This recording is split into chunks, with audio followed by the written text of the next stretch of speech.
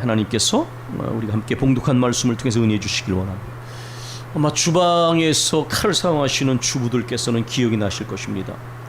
주방에 사용하는 칼 중에 가장 유명한 칼이 독일에서는 쌍둥이 칼이었고, 저는 이거는 잘 몰랐는데 설교 준비를 하면서 보니까 일본의 세라믹 칼이 상당히 오랫동안 유명했다고 그러더라고요. 저는 쌍둥이 칼은 알았는데 세라믹 칼이 주부들에게 인기가 있었던 것은 알지 못했습니다. 일본의 이 세라믹 칼로 유명했던 회사가 교토 세라믹입니다. 교토 세라믹, 교세라라고 줄여서 말하기도 하는데, 이 교토 세라믹을 상설한 사람이 이나모리 가즈오라고 하는 세계 경영학계 상당히 알려진 그루 같은 그런 존재입니다. 이 회사는, 교토 세라믹은 첨단 전자 부품 제조업체입니다. 부품을 만드는 회사라는 것은 B2B 회사를 말하는 것이죠.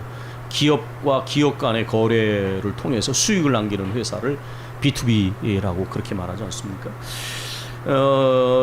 그가 쓴 책이 우리나라에 왜 일하는가라는 제목으로 나와 있는데, 아마 이런 부분에 관심 있는 사람들 한번 읽어보면 왜 일하는가라는 제목의 책을 보시면 좋은데, 삼성 임직원들이 지난 10년 동안에 가장 많이 추천한 책으로도 그렇게 알려져 있습니다. 출판사의 홍보도 있겠지만 어쨌든 읽어볼 만한 내용들이 있다라고 얘기하십니다.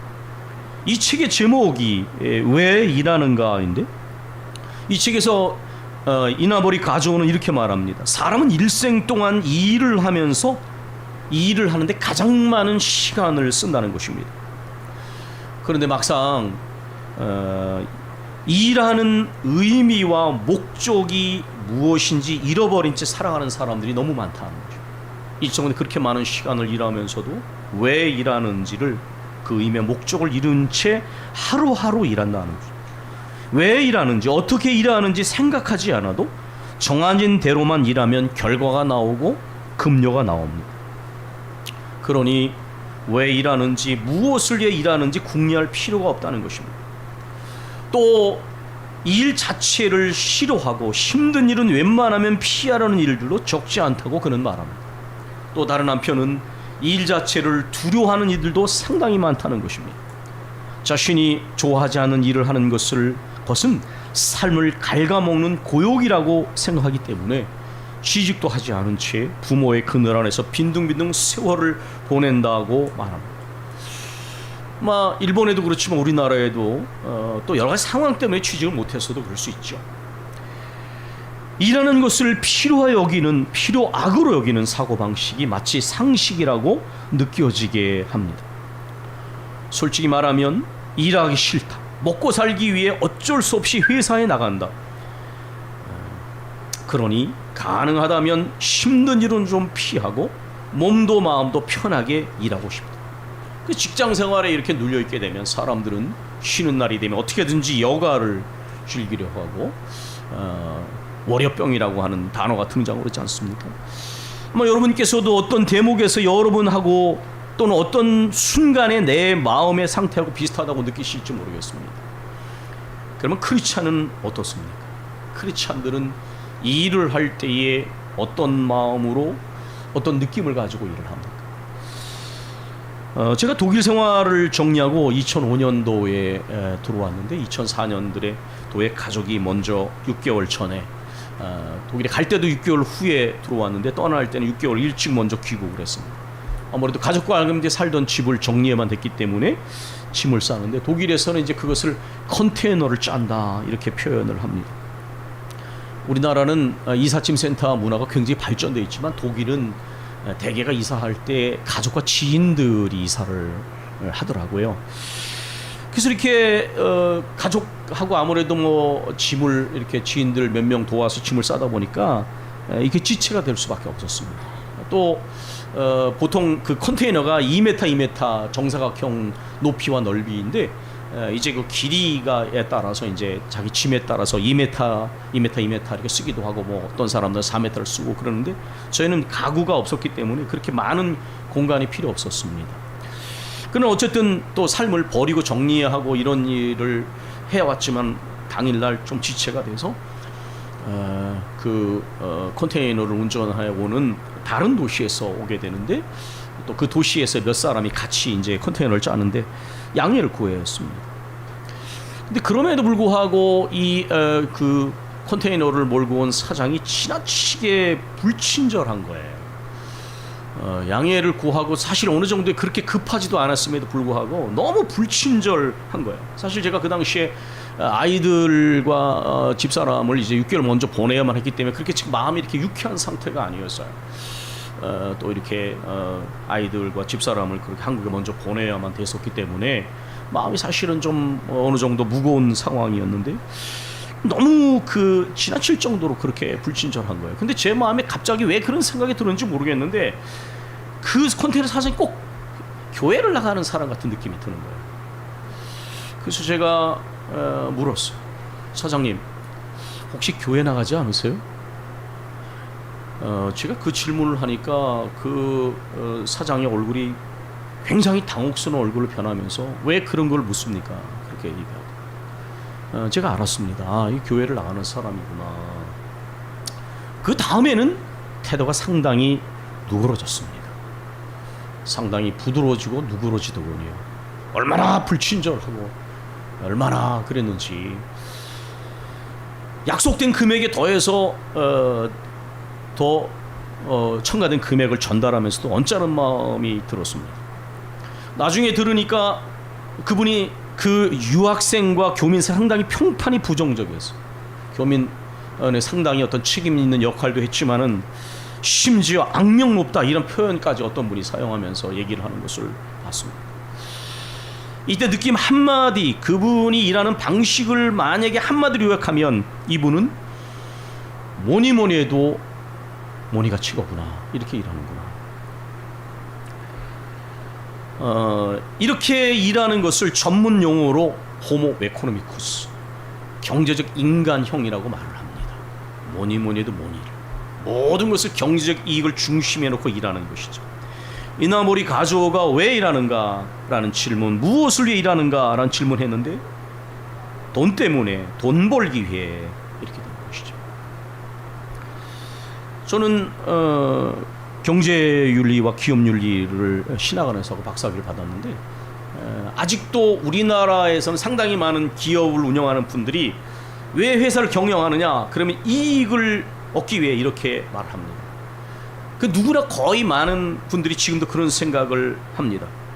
그리고 고용된 사람들은 돈 때문에 먹고 살기 위해 아마 이런 대답들을 하는 것이 우리가 익숙해 있을 것입니다. 그런데 경영학의 창시자인 피터 드로커가 이런 얘기를 했습니다. 회사의 존재 목적은 수익이 아니다. 경영의 목적은 수익은 경영의 목적이 아니라 결과물이다. 회사의 존재 목적은 사회적 서비스를 제공하는 미션이다. 그렇게 말했습니다.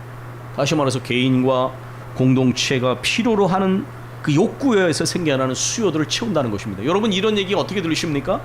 이건 굉장히 당연한 얘기입니다. 사실은. 왜냐? 내가 아무리 물건을 생산해도 수요가 없으면 그걸 팔 수가 없는 거예요. 돈은 혼자 버는 게 아닙니다. 얼핏 보면 회사가 수익을 존재한다 이렇게 말하지만은 돈은 혼자 버는 게 아닙니다. 경제라는 것은 욕구를 가진 존재 속에서 수요가 생겨나고 그 수요에 응답하기 위해서 생산, 공급이 이루어지는 거예요. 이런 상호 관계를 모르면 회사가 돈 버는 이렇게 말하는, 그러나 여러분, 뭐니 해도 모니가 최고라고 몰던 회사들이 환경을 파괴하고 사람에게 해로운 먹거리를 생산하고 요즘 같은 시대에 만약에 이런 부분이 발견이 되면 그 회사는 일순간에 이미지가 망가지면서 막대한 손실을 입게 됩니다. 라면 시장이 바뀌어진 판도를 아시지 않습니까? 왜 오늘날 농심이 가장 많은 라면 시장에 그 점유율을 가지고 있느냐? 비상적인 것하고 뜯어보면 다르다.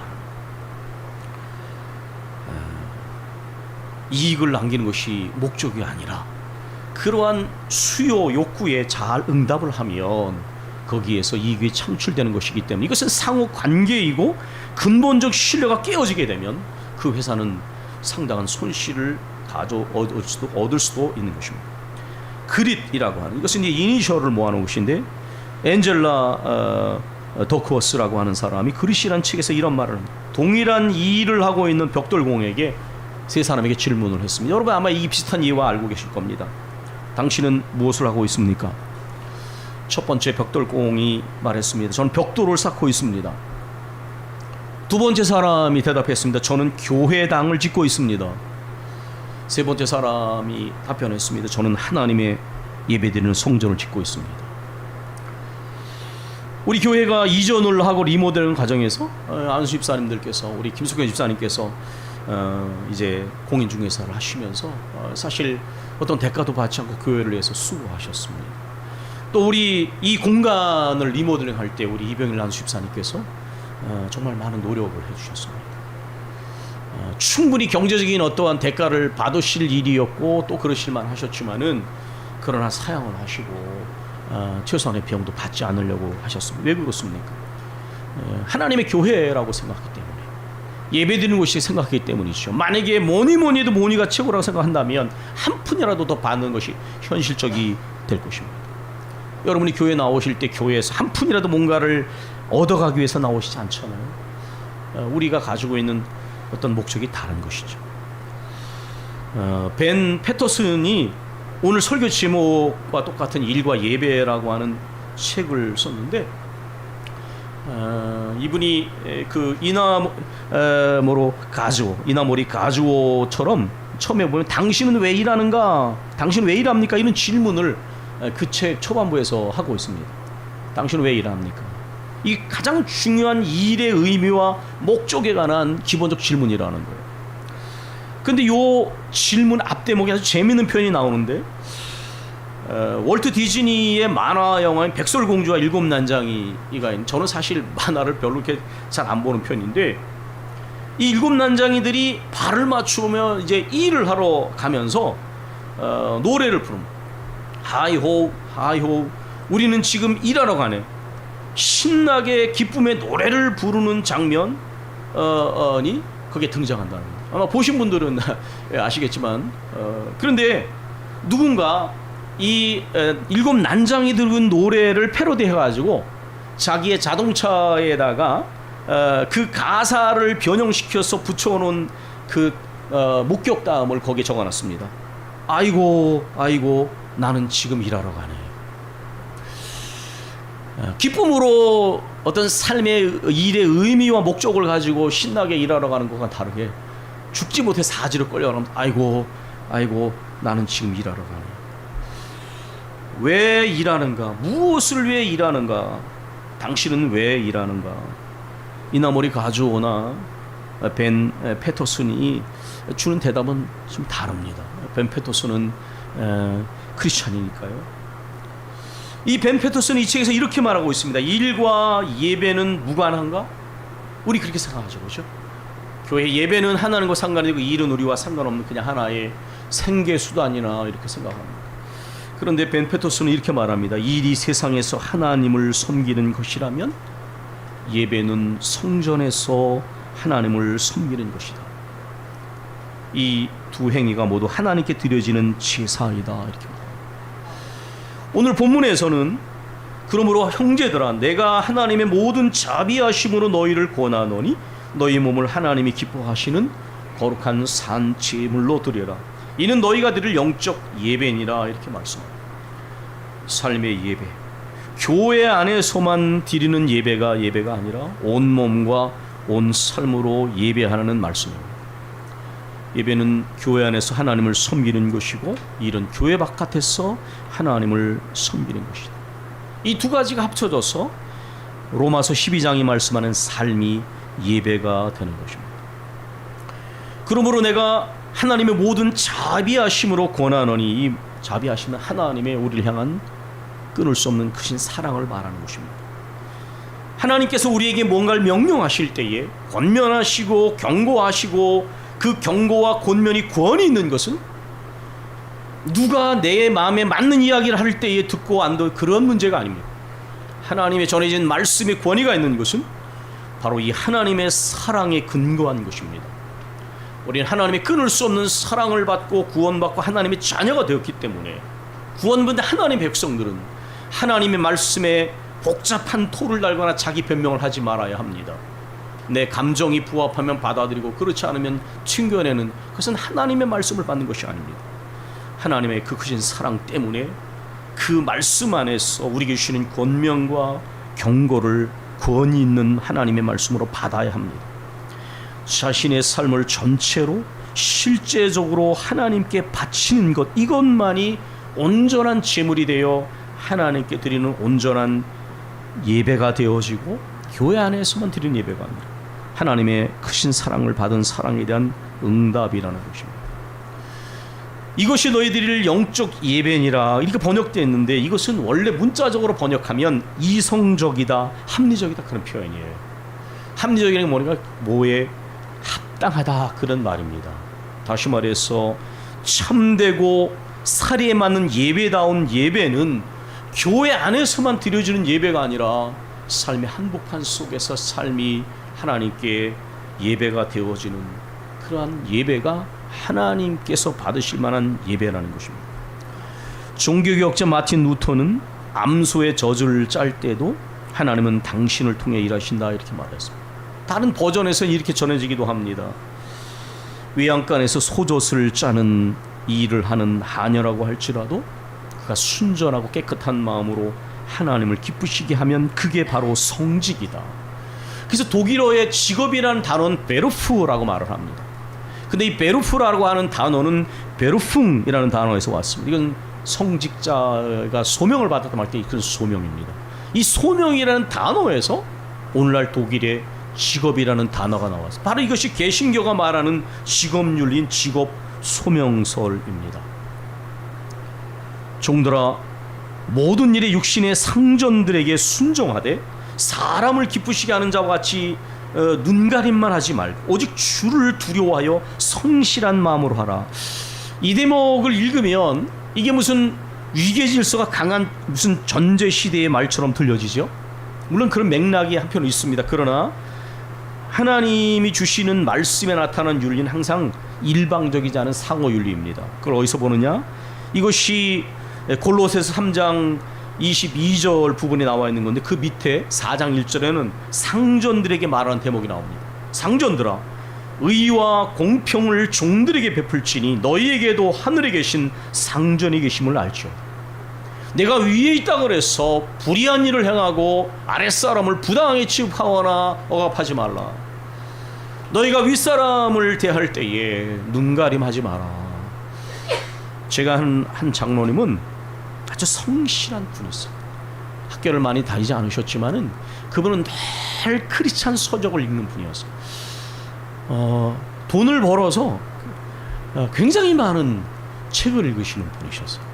우리 아이들도 아는 분인데, 그래서 교회 이렇게 대표 기도를 하시면, 교회를 위한 기도를 하시면 굉장히 그 기도가 깊은 기도가 나와요. 멈추지 않고 잘 어떻게 하면 경건한 그리스도인 될까를 공부하시는 분이에요. 그리고 그분은 정년 퇴직을 했는데 회사에서 얼마나 성실했는지 회사에서 부탁을 해서 정년을 연장했어요. 굉장히 착하고 성실한 분입니다. 물론 이렇게 되기 위해서는 이 직장이 단순하지 않기 때문에, 일방적인 관계가 아니기 때문에 책임을 맡은 분들이, 경영주나 상급자들이 잘해야죠. 기업 문화가 건강해야 됩니다. 사실 제가 기업 일을 했는데 우리나라에는 노사 갈등이 너무 대립적 구조에 있어요. 너무 전투적이고 적대적이에요. 그리고 이게 자리를 잡다 보니까 제가 이런 설교를 하면 너무 이상적인 것이라고 생각할지 모르겠어요. 그러나 사실 불행한 것이죠. 불행한 것이에요. 어쨌든 하나님께서는 우리에게 말씀합니다. 어떤 상황에서든지 기쁜 마음으로 하고 눈가림을 하지 마라. 무슨 일을 하든지 너희는 마음을 다하여 마음을 다하여 하고 마음을 다하여 죽게 하듯 하고 사람에게 하듯 하지 말라. 사람에게 대하는 것은 사람에게 대하는 것이 아니라 믿는 사람으로서 하나님 앞에 사는 것이기 때문에 무엇을 하든지 마음으로 죽게 하듯 하라. 이것은 기업의 상을 주께 받을 줄을 아나니 너희는 주 그리스도를 섬기느니라. 이렇게 말씀했습니다. 크리스찬이 파는 물건은 달라야 합니다. 크리스찬이 하는 말은 믿을 수 있어야 합니다. 저는 제가 받은 칭찬 중에 가장 좋은 칭찬이 그런 거였어요. 김 목사님이 추천을 하는 사람은 믿을 수 있어요. 제가 근자의 제를 아는 두 사람에게서 그런 말을 들었어요. 제가 대단한 존재가 아니라 제2의 관계 때문에 신의를 배신하지 않으려고 살았던 삶에 대한 작은 보상이었다고 생각해요. 손해가 나더라도 신의를 지키고 다른 사람을 존중하고 그런 기준을 갖고 살면 이해관계 때문에 쉽게 사람을 배신하는 일은 적어지니까 아마 그런 부분을 작게 인정해 준 격려가 아니었나 싶습니다. 성경은 우리에게 두 가지 원칙을 분명하게 전해줍니다. 이웃과의 관계에서 이웃에게 해를 끼치지 말고 유익을 끼쳐라. 그리고 덕을 세우는 신앙생활을 해야 한다.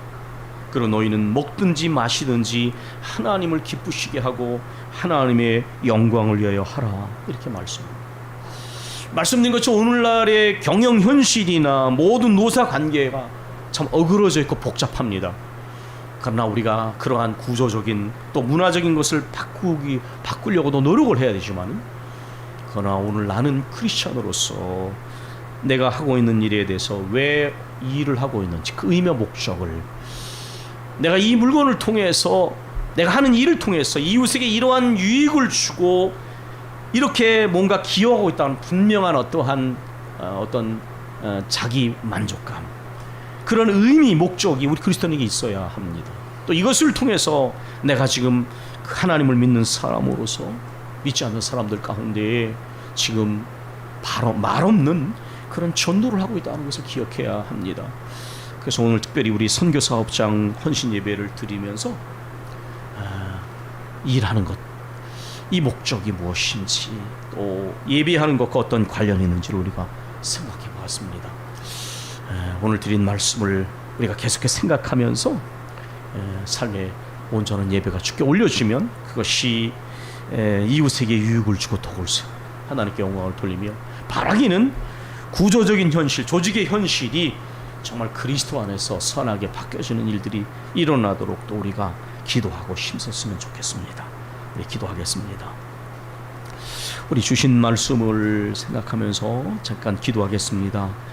이제까지 우리는 왜 일하고 무엇을 위해서 일하는지에 대해서 많은 고민도 있었을 것이고 복잡한 현실에 또 마음의 괴로움도 좌절을 느낄 순간이 있을 것입니다. 그러나 하나님께서는 일과 예배는 분리된 것이 아니라 그것이 하나님을 섬기는 것이고 이웃을 유익하게 하기는 분명한 목적을 가지라고 말씀합니다. 우리가 찾으면 분명히 내가 하는 일 속에서도 그것을 찾을 수가 있을 것입니다.